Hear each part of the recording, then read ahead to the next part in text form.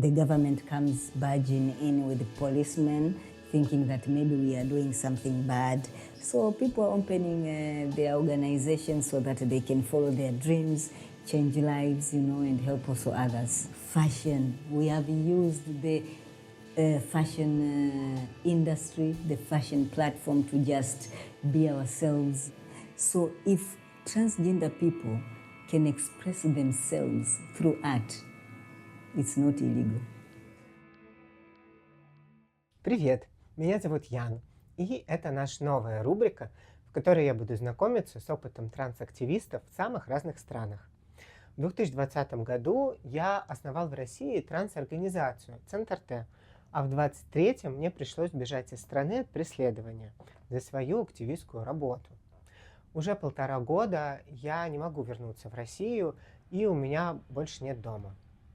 Пытаясь научиться жить в этой новой реальности, я говорю себе, что теперь весь мир мой дом, и я могу сейчас лучше познакомиться с ним. Это интервью я сделал с Мвамбой, руководителем Танзанийской трансгендерной инициативы. Он работает уже в течение 10 лет в очень непростых условиях. Танзания – страна Восточной Африки. Вам она может быть известна по горе Килиманджаро. Это самая большая гора на африканском континенте.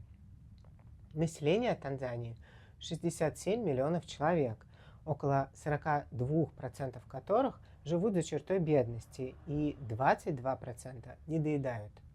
По данным на 2023 год, около 30% населения имеют доступ в интернет, а соцсетями пользуются только 8,3%.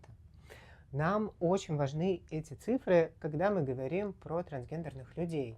Ведь без достаточного уровня образования и доступа к интернету очень сложно назвать ощущения, которые мы испытываем, узнать, что ты не один с подобным опытом, и главное – получить помощь. Расскажи, пожалуйста, сначала чуть-чуть в целом, сколько существует организация, с чего она началась, и правильно ли я понимаю, что это ты был инициатором ее?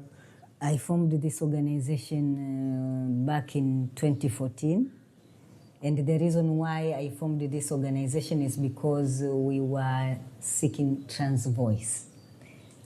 We were from an LGBTI organization whereby there was a lot of programs of gay people, so our voice was not heard. So we had to get out of that, and then we started our own organization whereby we could just work as a collective, think of what transgender want, and also make it happen. Back in 2014, and it was a good initiative, So slowly we started by giving ourselves awareness about transgender issues, looking in and looking out of our lives, of how do we want to identify ourselves and how do we want to live with the community. So those years, what we did, we had a realization that in order for us to survive and to keep up with the organization is to work with women also, women issues. Like we work with the gender minority persons and also women minority people. And that is how we were managed to keep our organization flowing throughout our registration. Because during the times they were also looking for LGBT organization to deregister them, but ours survived because of what we were initiating, that we want to work with women minority and also gender minority persons of CUC. So that is how we survived over the years. У вас прямо есть официальная государственная регистрация как некоммерческой организации? Yeah, we have an official registration which we received it in 2020. So I'm glad that our intersectionality with the feminist organization has helped us out, to strive for all those years. Расскажи, пожалуйста, в целом про вашу работу, что получилось сделать за эти 10 лет, получается, и какая сейчас ваша основная деятельность? So during those years we had objectives. Our objectives during 2014, 2015, 16, 17 to 19, number one was to provide emergency support to transgender persons and women. So because every time we receive cases of people being raided, people being attacked. So yeah, so we had that resources whereby we could help trans people in the community and also provide them with safe housing. So that was one of our initiatives. Our other initiative is to do advocacy. We concentrated on advocating for trans visibility and voice. So we had to go to embassies, create stakeholders, looking for allies, looking for resources to just to make people understand there are trans people in Dar es Salaam, trans people in other regions. And also we focused on documenting human violations, just writing our stories of what's happening to our lives, you know, documenting them of the incidences that are happening so that we may report to the Human Rights Commission, we may report to Amnesty of what is happening in Tanzania. So now we have changed our strategy. You know, after a certain period of time, after every 3 years, we have to evaluate ourselves and see what is our strength, where are we falling out, and what is happening on the current sphere. So we, after 2020 going forward, we have seen a lot of incidences, a lot of attacks started exploding, and now we are seeing the anti-rights movement. So our strategy became that we needed to do a lot of intersectionality, working with other organizations so that they can also be a voice, they can also be our voice, they can help us to voice out our issues. Number two is we are now concentrating on arts, whereby now we are using our artistic, our talents to just reach and to just change hearts and minds and also send out messages. Example, we are making films, queer films, whereby these queer films have been screened in embassy, have been screened safely in our community, have been screened in Europe and United States, just for queer persons to just see how our lives are, how we can predict our future, how we can live on the now, and how we can just be ourselves in that bubble. Fashion, we have used the fashion industry, the fashion platform to just be ourselves, you know, show ourselves out there who we really are through different, you know, enthusiastic work. The kind of fashion that we do is contemporary, whereby we mix models in the runway, whereby they just show different clothing, because we have talented people who are making these clothes. Mm-hmm. So they just make the clothes, they wear them, and then they pass through the runway to just show that how a non-binary person looks like, how a trans person dresses, you know, just to show people that you can live however you want, you can wear whatever you want that feels comfortable to you. Сколько всего людей, не знаю, как-то на связи со сколькими трансгендерными людьми вы в Танзании? Как-то понять, чтобы количество людей? Mm-hmm. Yes, I am connected to a very big number of people from Dar es Salaam to other regions. I can say more than 67 trans people from the diverse region, from Arusha, from Mwanza, from Dar es Salaam, and there is non-binary people that we are all serving them. So in total, we can say more than 150 people. Oh. We are directly connected, but they have their own branches, they have their own organizations, and I believe there are a lot of people from there. Насколько людям вас просто находить, и как они вообще вас находят? Yeah, for me, I am very famous. So me, I put my work out there. I put my work, and also our website is on construction. We had a website for our organization, Tanzania Trans Initiative, and also in terms of us, we have focal points in different regions whereby we give them some information so that they can give them to their members. Вы единственная организация в Танзании или есть еще именно транс-организации? At first I was alone, but now we have grown. We have like more than 7 trans organizations. So numbers keeps growing, yes. Young people are so out there, enthusiastic, and they are also having different kind of ideas and focus. So people are opening their organizations so that they can follow their dreams, change lives, you know, and help also others. Вау! В России нету 7 организаций, это очень много. При этом трансгендерных людей намного больше. Просто в нашем объединении находится 8000 человек. In Burundi, there is only 2 organizations for trans. So no one else is allowed to open an organization. If they want information, they should go in those organizations. And it is understandable and it is good. That is a good way of just also monitoring the transgender persons, you know, monitoring your growth. But in other countries, people open NGOs every day. You know, it's crazy. So sometimes there is an advantage and there's also a disadvantage. Advantage is that we get to see people that they are enthusiastic and they are willing to help and do the work. But the disadvantage is that you don't know who is opening these other organizations. Might be people who are not transgender. Maybe they are opening because they want resources out of it. They think it is a trend that transgender, when they hear transgender people are getting money, so they just open organizations. So, you know, we have to be careful on that one. Насколько вообще трансгендерным людям безопасно быть в Танзании? Потому что я знаю, что существует уголовная статья для ЛГБТ-людей. Как она вообще работает и насколько она действительно опасна? So in Tanzania, we have security issues whereby people do not like to see us roaming around, especially being ourselves in the street.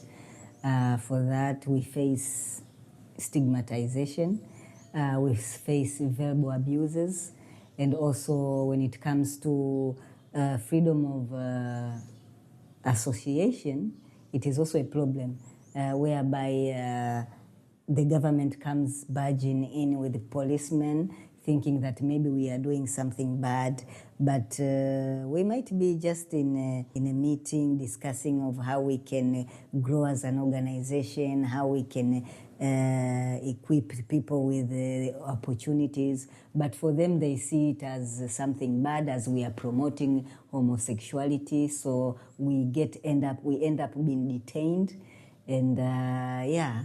Есть какая-то статистика, сколько всего ЛГБТ-людей сейчас находится в тюрьме по этой статье? We do not specifically have a law that prohibits or detain LGBTI people. We just have a law that says there isn't supposed to, a man and another man, or a man and a young boy, they are not supposed to have sexual contact. But there is no law that criminalizes LGBTIQ persons. And because people lack this information, so there is a lot of rumors that LGBTI people are criminalized in Tanzania. That is why we now live in fear. But this is all because people are not knowledgeable and do not have the right information. So yeah, we live in that kind of bubble whereby we are being discriminated because of our fellow neighboring countries that have already been criminalized. So we get also the same torture.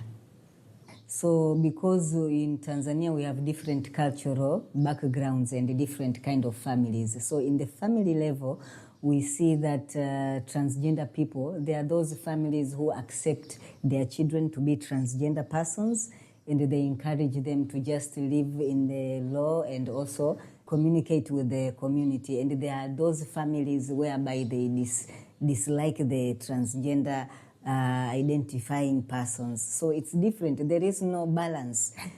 People have different views in the family level. This affects different levels, but it affects the whole of the community, because now we get to see a lot of trans people who have been chased from their homes. They're in the streets because of their identity. Some are not finishing their educational background because of their identity. So this creates a big number of youth being uneducated and also and reproductive in the streets. Our culture does not allow children to have a voice in the family. So it's also hard for the child to explain to a parent that I am a transgender, this is my identity. It's very hard. So as long as we live in the roof of our parents, we are expected to follow their rules until we are grown up or maybe out of their family. Я знаю, что в Танзании есть самые большие две религии, это мусульманство и христианство, которые распространены. Вот есть ли какое-то наблюдение, какой религии придерживается семья, где более тяжело воспринимают трансгендерность, а где проще? From my experience, I can say that Christians are more acceptance than the Muslims. Most LGBTIQ young persons coming from Muslims families, it's very hard because at some point they are forced to follow their religion, they are forced to get married, you know. There is a much forceful things that are happening in Muslims religion than the Christianity, than the Christian side. At least in the Christian side, you get to see that a child can choose which church to go. A child can choose, can have the freedom of, of going to church or not. Что про доступность какого-то трансгендерного перехода в Танзании? Есть ли доступность гормональной терапии? Каким образом, к операциям? We have, as an organization, we have tried our level best to just sensitize doctors into knowing that HRT is needed for the transgender persons. And luckily, we have doctors, we have identified doctors whereby they can give that kind of service. And it is been given in private hospitals. And we make sure if we have resources, we just provide for them so that they can give the services. Otherwise, as a trans person who wants to get general health services in a public hospital, it's very hard for them to access this kind of services until they come through the organization whereby we can point them out to where they can receive this kind of organization. But as we know, it's a big country and the people who are living far, it's very hard for them to just come and access our doctors, so they self-medicate. They find their own way to get through hormonal medicines and also treat themselves and then identify their own doctors where they go in for health counseling. And also in terms of surgeries, we have now numbers of hospitals whereby they provide that surgery but not specifically targeted to transgender people. So transgender people with money who can afford the services, they just go to the doctor and tell them that they want to get certain surgery in their body, and that is how they get it. So it's not that professional. So we have to stick to the outside services whereby we need to travel to a far country whereby they can have proper surgery care. We have to fundraise for the money and then go to get surgery somewhere else in the country, but not in this country. So people here, we still do not have professionals who can proper do some surgical services for the transgender persons. Все-таки я не понял про начало гормональной терапии. Нужно ли предварительно получить какую-то справку от терапевта или от психиатра? Потому что в России раньше нужно было получить по МКБ-10 диагноз транссексуализм у психиатра, и только потом эндокринолог имеет право назначить гормональную терапию. Если здесь это или просто достаточно твоих денег и желания? I think for Tanzania is a bit different. It depends with how you want it here in Tanzania. If you want to have a surgery straight, you can go to your endocrinologist and psychiatrist, get the letter, and on the letter they can state that you are a trans person and you have been on medication for a while and now you want to continue with your transgenderism. We do these things privately, on our own. It is like black marketing, taking self-medicating. You know, we don't go through the proper channels whereby we need to write long letters like that.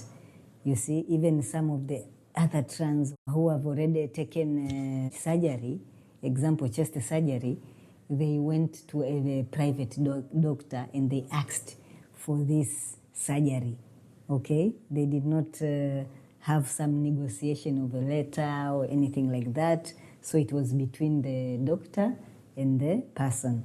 So we are yet to experience that form of ask to use the international classification of our identity to request for surgery, not yet. Now, because people were very desperate in searching for services, they just find their private doctors and asked them to perform surgeries for themselves. That is why I'm saying the performance was not done well, because the doctors were not professionals. Okay, so they did the surgery just removing the breasts and left a scar. They were not professionals. But I believe that if we were to use the international mechanism of requesting for surgeries for transgender people, we would have get proper recommendation of doctors and also specialists who can do this work. So we are yet to experience that kind of treatment in the surgical level. And what I can add is, why has it taken long years for trans people in Tanzania to just go through that proper mechanism? Number one is because they have myth in their head that they are scared to do so, to perform proper transitioning, because they think maybe something might go wrong. They are struggling with the poverty, they're struggling with the economic freedom. So they think by the time they can have money for surgery, maybe something else might go wrong in their body, and they are scared of not having money to just go back and fix the problem. So it has been like that, whereby trans people in Tanzania, some of them are self-stigmatizing themselves. So they are afraid of taking that steps to just go and do the surgery, you see. Это был вообще мой вопрос про то, как быть трансгендерным человеком в Танзании, потому что мы видели очень большой уровень бедности, где люди просто борются за свое существование. А плюс к этому еще какая-то финансовая нагрузка на трансгендерный переход и стигматизация. Как вообще выглядит жизнь трансгендерного человека? Можно ли какими-то мазками описать? Yes, like I said, trans people are visible, and so when they have been seen in the family, they have been chased out of their homes, they have been stigmatized, so most of them don't finish their education, and some are cannot be employed in companies because of how they look. Life is very difficult. It's very difficult in many levels. In many levels, because number one, they cannot live to their full potential. They cannot have money for surgeries. They cannot have money for hormonal therapy. So it does not look good.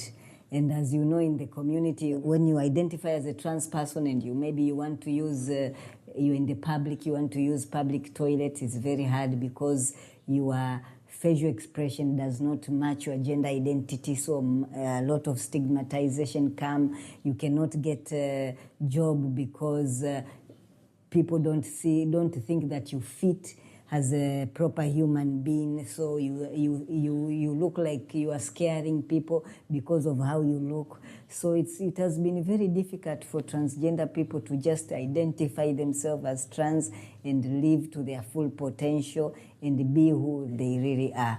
Расскажи, пожалуйста, про свою историю, то, что тебе было бы комфортно вообще как-то рассказывать на камеру, но тоже очень интересно про тебя. Yes, well, about myself, I identify as a trans man, and I am very happy about my identity. And something that I cannot do is live other lives. That is not me. I cannot pretend. Although over the years, people have tried their level best to just choose the kind of life that I can live, to just dim my light, to just suppress me. But magically, I am just a bundle of light, a bundle of joy. And I have made a decision in my life that I will try to share as much as I can through my talent of dancing, singing, the joy in the queer community. Расскажи, пожалуйста, про свою семью, как у вас сохранился ли контакт, и как они тебя воспринимают сейчас? So at first, when I identified as a trans man, my family was not very accepting because they, parents like, I'm the one who know who you are, I'm the one who raised you, so you cannot tell me something different. So there was a struggle with my family, and this took almost like 6 years for me to just go far from my family, find myself, find my voice, and then come back and then just show them the way to be accepting. And I'm glad that through this way, they were able to live a life through my eye. So those all 6 years that I was far from my family, it built me on how to accept people for who they are. So because I have accepted them for who they are, for the different mindset that they have towards my identity, it made my life much easier. But I'm glad right now I can talk to my father, I can talk to my mother, I can, I can just be myself around them. I'm glad for now I can do that.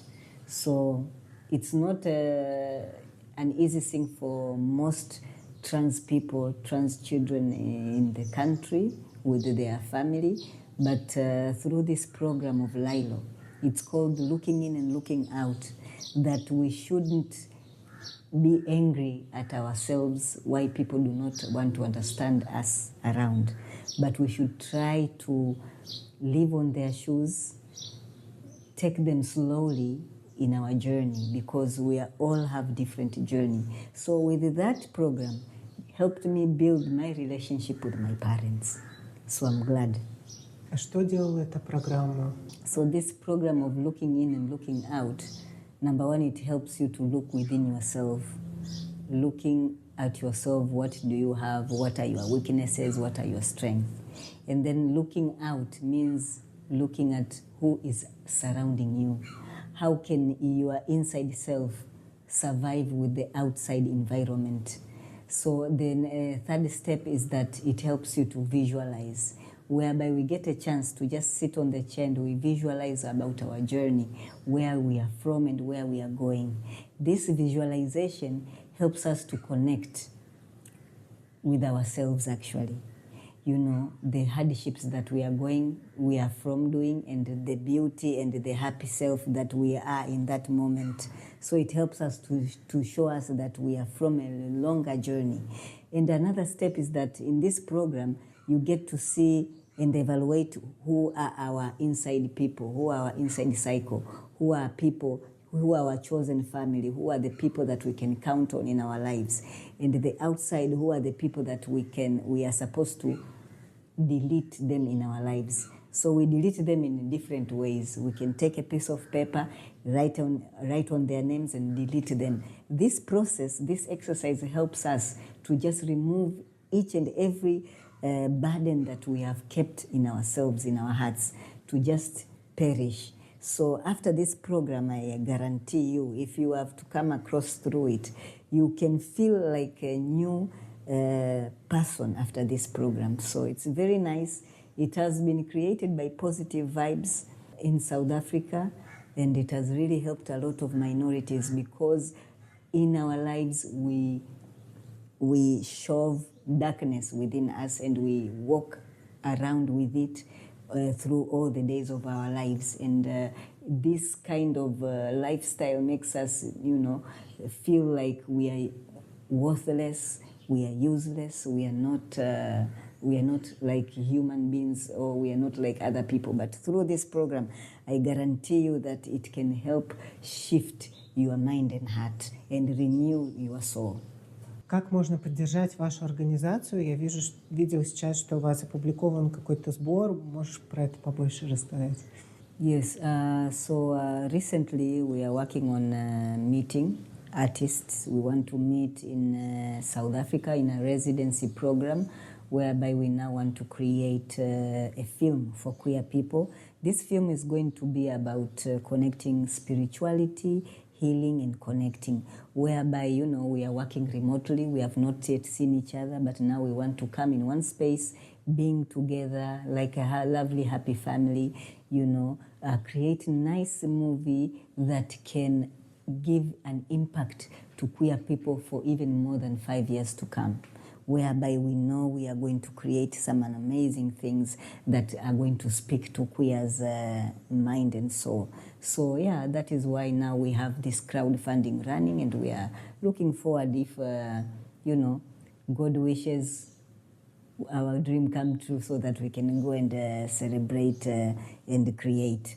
So, but mostly in our organization, anyhow, we are looking forward, to make partnership with other countries, Russian, other international countries. It is good. This way it makes us visible. Because, sometimes, when you're not visible, no one can see you, no one can know that you exist. But through partnership, we are able to, to be out there. We are able to have initiatives whereby we can work together, whereby we can also gain resources. And our big issue in organization, young people that we are serving, we are helping other minority people on emergency situations that they are facing. So I think the best way for us to receive support is through funding. If there is funding, resources to just fund our programs that we are currently doing, I think it will be great. У меня правильное появилось ощущение, что в Танзании трансгендерные люди, они очень связаны с творчеством, и что это про какую-то видимость свою через творческие проекты и какую-то, включенность, похожую в международное, тоже какое-то искусство. Yes, you know what? We believe that storytelling is a good way of advocating and also a good way of liberating people. So through doing art in filming, in singing, in fashion, these are the things, big things. These are big things that can make someone understand what we are saying. It's a good communication system that we can connect with the world through art. We can connect with, technology now is the big thing. Technology now reaches people easily. So through art, through filming, through entertainment, this way we can be able to just thrive, also create a social income for the transgender people. They get to express themselves, they get to create their income generating activity from that. So I think it's using art is something good. Art is expression. So if transgender people can express themselves through art, it's not illegal. Example, I have a friend who likes to wear men's clothes, you see? To wear women's clothes. And then just a random person comes and asks, why do you wear like this? Because I am an artist, you see? When you're an artist, you get to express yourself however you want. So it's a good tool. Завершаясь, может быть, тебе хотелось бы что-то еще сказать, обращаясь к людям, которые будут нас смотреть? What I would love to tell people is whatever is happening is not happening to you, but it's happening for you. It is because whatever is happening around you, these are the results of people finding ways of how they can interact with you, how they can understand you. But the way you react is how is going to tell someone how you feel about yourself inside yourself. Because in the world we are created that we are all connected. So you are not different from me, I'm not different from you. So we need to show acceptance in different ways. So this is my message to the world. Thank you. People are often unreasonable, illogical, self-centered, love them anyway. If you are kind, people may accuse you of selfish ulterior motives, but be kind anyway. If you're successful, you will win some false friends and true enemies, but succeed anyway. If you're honest and frank, people may cheat you. Be honest anyway. What you spend years building, someone can destroy overnight, but build anyway. If you find serenity and happiness, people might be jealous. Be happy anyway. The good you do today will often forgotten tomorrow, but do good anyway. Give the world the best you have. It will never be enough. Give the world the best you have anyway. Because you see, in the final analysis, all it was never between you and them, it was between you and God anyway.